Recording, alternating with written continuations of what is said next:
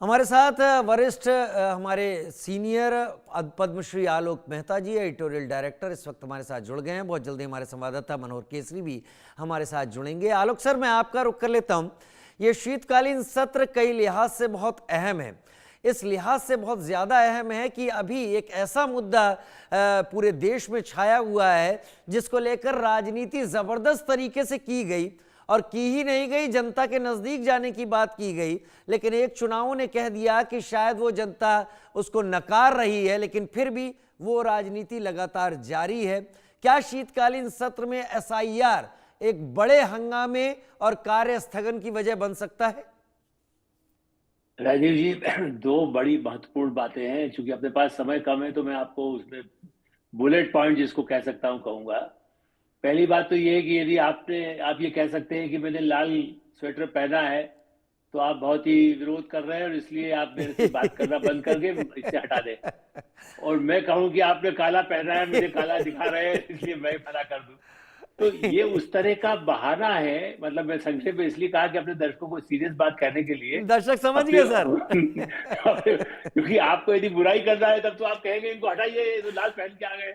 वो उनको ये कहना है कि संविधान पर पहले, आपको याद है पिछले सत्रों के दौरान राहुल गांधी और बड़ा पोजीशन थे, संविधान संविधान बचाओ पूरा चलाया चुनाव से पहले। उसके पहले जब चुनाव था 2024, उसके बाद ये भी पिछली बार भी मुद्दा था कि वोटर लिस्ट ठीक नहीं है बिहार की, वहां भी 1 महीने टाइम बढ़ाया गया, वहां भी बहुमत सामने सामने आ गया किसका है। और वैसा नहीं, उनको अपोजिशन को भी 1 करोड़ 1.5 करोड़ वोट उनको भी मिला है। मैं तो ये भी कह रहा हूँ डेमोक्रेसी की जीत है बिहार में। मैं अभी भी ये नहीं कहूंगा कि बिल्कुल एक तरफा हो गया होता तो भी कोई पार्टी को किसी को वोट ही नहीं मिलता। उनके लोग भी जीत के आए हैं, 25 लोग भी जीते हैं तो कम नहीं है, दूसरे लोग भी जीते हैं उनके, मैंने ओवैसी जीते हैं। मुस्लिम वोटों के लिए आप ये कहिए, इस दृष्टि से नंबर 1 ये है कि ये एक बहाना है। असली में ये है वो कि भाई आप हमारी बात मानिए, हमारे केसेस रोक दीजिए। आपने दिन भर से खबर देखी होगी, और वो केस वैसे तो जी ये कांग्रेस की सरकार में जी डॉक्टर मनमोहन सिंह के समय में दर्ज हुआ था। जी ये हमारा आपका किया हुआ ना केस है कि मीडिया क्यों दिखाता है, लेकिन मेरा ये कहना है कि ये केस तब से चल रहा था जांच में। अभी तक दिन भर में चर्चा सबकी देखता रहा, ये ध्यान नहीं दे रहे हैं। इसमें जो भंडारी का नाम उभर के आ रहा है, देखिए एफआईआर में पहले हल्का कहीं होता था, अब सबूत जुटाने में जितना समय लगा होगा, और इसके जो कनेक्शंस हैं जिसकी वजह से जो और ब्लैकबेरी कहाँ गया, उन जो प्रॉपर्टीज है 2000 करोड़ की, उसका किराया कौन खा रहा था, उस पैसे को कहाँ खर्च किया गया। तो लोग क्या समझे हेराल्ड केस बने कांग्रेस का केस? नहीं, ये केस मनी लॉन्ड्रिंग का सीरियस केस है। तो पहले दबाव होते थे अटल बिहारी वाजपेयी तक की सरकार में कि अरे आप कुछ मत करिए, माफ कर दीजिए, वो के पकड़ा गया छोड़ दीजिए, अमेरिका में हमारा बच्चा रह गया है। तो उस तरह के जो केसेस होते थे, अब वो ब्लैकमेल प्रधानमंत्री नरेंद्र मोदी की सरकार में 10 साल 12 साल से नहीं हो रहा है।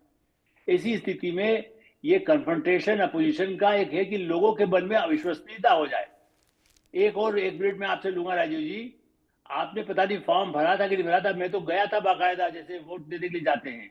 2009 में मिस्टर चिदम्बरम गृह मंत्री थे, और एक नागरिकता के लिए एक कार्ड बन रहा था, पहचान पत्र। आज मैंने अपने संडे गार्जियन और इंडिया न्यूज में अखबार में आज उसमें भी लिखा है, आज समाज में, आपने यदि ध्यान दिया हो, नहीं तो पढ़िएगा जरूर।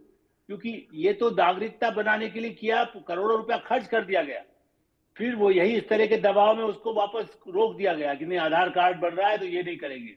तो 2008 में जो सरकार नागरिकता के लिए ही एक कार्ड बना रही थी, अब यदि इलेक्शन कमीशन कहता है नागरिक है तो वोट दे पाएंगे, बस किसी को निकालने का सवाल ही नहीं है कोई। आज भी रामगोपाल तिवारी कह रहे थे कि किसी को बांग्लादेशी कह देंगे तो भाग निकाल दो देश से। अरे भाई, समाजवादी पार्टी तो बड़ी सशक्त पार्टी है, कांग्रेस पार्टी बड़ी पूरा राष्ट्रीय पार्टी है, वो कहे कि अरे भाई इसका कैसे कर सकते हैं, ये फलाना है, मेरे यहाँ जी कोई शमीम काम करता है तो उसका तो मैं जानता हूँ, इसका कागज है, बस। पार्टी यदि मदद करेगी तो सबका फॉर्म भरा जा रहा है। तो ममता बनर्जी ने 10,000 लोग लगा रखे हैं, हर एक का नाम भर रहे हैं, अखिलेश यादव खुद फॉर्म भरने जा रहे हैं। तो ऐसी स्थिति में ये कहना कि साहब, उनको असल में इलेक्शन कमीशन को और पूरे लोकतंत्र को, चुनाव को कहना है कि ये चुनाव ठीक नहीं है, क्योंकि चुनाव में हारना तय है तो संसद को नहीं चलने देना है। मेरा ये कहना है कि संसद को नहीं चलने देने से पुतिन साहब आ रहे हैं, पहले आपको याद है, पहले अमेरिकी राष्ट्रपति आते थे तो बड़ा भारी आंदोलन किया गया था मुस्लिम के नाम पर। जी मैं पूरा सारा आपको याद है, पूरा जिस तरह का दिल्ली में हुआ, दंगा तक कराया गया। जी ऐसी स्थिति पैदा की जा रही है कि अल्पसंख्यक समाज को, वाकई या जो लोग, एक लॉबी काम करती है कि वाकई। देश का राष्ट्रपति आए, जब अरबों रुपए का लाभ यूपी में लगाए, बिहार में लगाए, उसके बजाय उसके समय में कहा जाए भारत में लोकतंत्र खतरे में है। मैं इसे आपका एनालिसिस कहूंगा, लेकिन आपने बहुत गंभीर बात पर ध्यान दिलाया कि ट्रंप के दिल्ली में रहने के दौरान दिल्ली जलनी शुरू हो गई थी। क्या 4-5 दिसंबर को जब पुतिन यहां पर होंगे वैसी तस्वीर पेश कर दी जाए या नहीं कर दी जाए, ये एक बहुत बड़ा सवाल है जिस तरफ इशारा आप कर रहे हैं। लेकिन मैं आता हूं आपकी तरफ, रुख करता हूं। संसद का शीतकालीन सत्र जो कल से शुरू हो रहा है, क्या है 1 दिसंबर से 19 दिसंबर तक संसद का ये सबसे छोटा सत्र होगा। इस पूरे सत्र में केवल 15 बैठकें होंगी। विपक्ष ने 6 मुद्दों पर चर्चा की मांग की है। मदनी के जिहाद के बयान पर हंगामा संभव है इस दौरान हो जाए। सत्र में 14 बिल पेश किए जा सकते हैं। एटॉमिक एनर्जी बिल भी इस दौरान सत्र में पेश हो सकता है। लोकतंत्र और संसदीय मर्यादा परंपरा को खत्म करने पर तुली है। आज शीतकालीन सत्र मात्र 19 दिनों के लिए, जिसमें से सिर्फ 15 दिनों के अंदर चर्चा हो सकती है, शायद सबसे छोटा ये शीतकालीन सत्र होगा। और इस शीतकालीन सत्र के आयोजन में देरी भी हुई है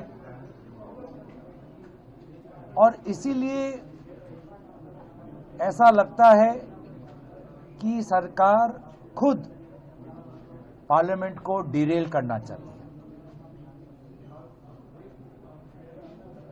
हमने सुरक्षा की बात उठाई कि इस शीतकालीन में सुरक्षा से जुड़े हुए अहम मुद्दों पर चर्चा हो, जिसमें से सबसे पहले आता है राष्ट्र सुरक्षा।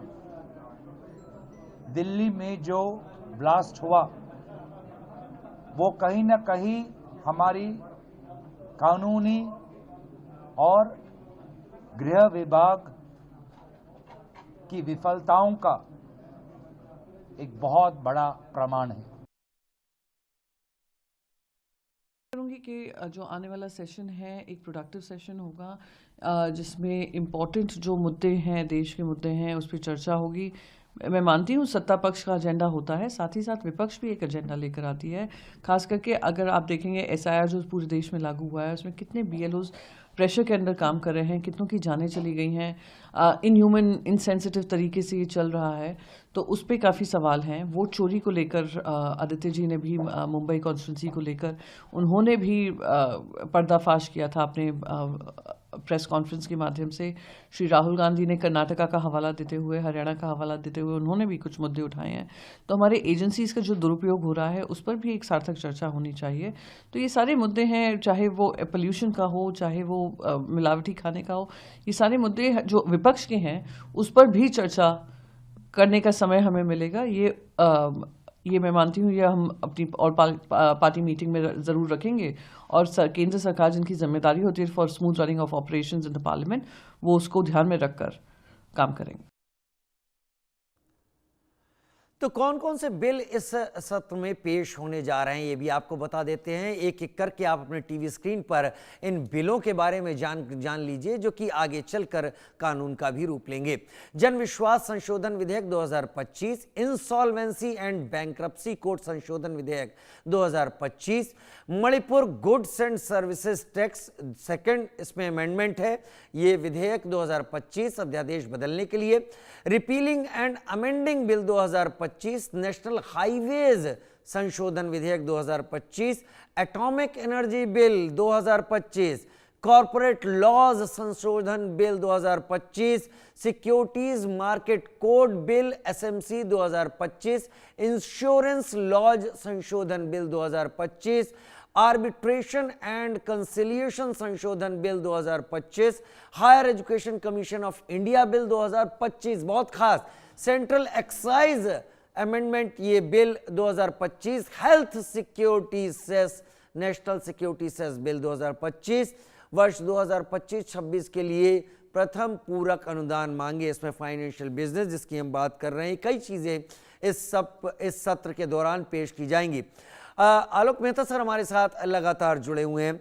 आलोक मेहता सर, सबसे खास आपको क्या लगता है ये जो पेश किए जा रहे हैं बिल? क्या एटॉमिक एनर्जी बिल बहुत खास है, या फिर हेल्थ से जुड़ी हुई बात बहुत खास है, या फिर आपको भी ऐसा लग रहा है कि आज जो कांग्रेस के नेता या लेफ्ट के नेता इस बैठक के बाद इंडिकेशन दे रहे थे, हम पिछले कुछ सेशन की तरह शोर शराबा ज्यादा देखने वाले हैं और काम कम? देखिए, इसमें तो कोई शक नहीं कि शुरू के 2-4 दिन तो काम नहीं करने देंगे। उसके बाद ये जो बिल आपने जो कहा एटॉमिक वाला, पहला इसलिए भी है कि प्राइवेट सेक्टर को पहली बार भारत में अलाउ किया जा रहा है न्यूक्लियर के सेक्टर में, और नेचुरली हमारे यहाँ एनर्जी रिसोर्सेज के लिए और क्लीन एनर्जी जिसको आप कहते हैं, दुनिया में जिसको माना जाता है कि उससे प्रदूषण और ना हो, कोयला ना हो, दूसरी चीज ना हो, इस स्थिति में वो है, एजुकेशन है, हेल्थ है। बल्कि उससे भी बड़ा इशू है दिल्ली के बम ब्लास्ट को लेकर के, जो लोग अभी अपोजिशन में प्रियंका जी जो कह रही थी, निश्चित रूप से उस पर चर्चा होनी चाहिए। कहाँ पर यदि कोई कमी भी है तो उसको सरकार डिस्कस करने को जरूर तैयार रहेगी। देखिए, वैसे भी औपचारिकता है, इसमें सबसे पहले गृह मंत्री की तरफ से बयान आएगा। हर संसद का सत्र शुरू होने पर कोई देश में बड़ी घटना हो, उस पर पूरा वक्तव्य दिया जाता है। वक्तव्य देंगे, उस पर फिर क्लैरिफिकेशंस, अब ये सदन की जो समिति है वो तय करती है, अध्यक्ष या सभापति जो राज्यसभा के तय करते हैं कितना समय देंगे। वरना वो देश के लिए सबसे बड़ा आतंकवाद, और उसको नियंत्रित किया गया पूरा जो नेटवर्क पूरे देश में जो फैला है, उसका पार्लियामेंट में रिकॉर्ड में आना, मुझे तो लगता है उससे भी बड़ा मुद्दा है। बिल तो पास हो जाएंगे, चर्चा नहीं करने देंगे तो बिल, फिर भी बहुमत है सरकार के पास, बिल पास होगा, छोटी चर्चा होगी, ये भी पिछले सत्रों में हमने देखा है। तो लेकिन जो महत्वपूर्ण काम है वो चलता रहना चाहिए, क्योंकि देश, भारत की इकोनॉमी को आगे बढ़ाने के लिए संसद का चलना, देखिए वो कह रहे हैं संसद को ज्यादा दिन चलाना चाहिए। अरे भाई, कांग्रेस के लोग तो पूरा बायकॉट करके बैठे हैं, वो विरोध ही कर रहा है, वो दूसरे मुद्दे ऐसा उसको लेना चाहते हैं, खाली वोटर पे हमारा नाम कटेगा, ये नहीं हुआ सबका, उस तरह से वो समय नष्ट जरूर कर रहे हैं। अन्यथा देखा जाए तो बहुत महत्वपूर्ण मुद्दे हैं। यदि कांग्रेस और दूसरी पार्टियां, जो कुछ पार्टियां तो सहमत होंगी ही, जो चाहेंगी कि जैसे अभी आपके जो लेफ्ट पार्टीज के नेता बोल रहे थे, कितने महत्वपूर्ण मुद्दे हैं जिस पर चर्चा हो, और सरकार तो चाहती है। प्रधानमंत्री नरेंद्र मोदी बार बार, अमित शाह ये कहते ही है, राजनाथ सिंह जी ने भी बैठक में आज भी कहा, आप जो मुद्दे उठाएं बहस करें, और हो सकता है 19 तारीख तक कहा गया, 2 दिन 4 दिन बढ़ भी सकता है। पहले भी सत्र 2-2, 3-3 दिन बढ़े हैं, लेकिन फिर क्रिसमस की छुट्टी मनाने राहुल गांधी कैसे जाएंगे?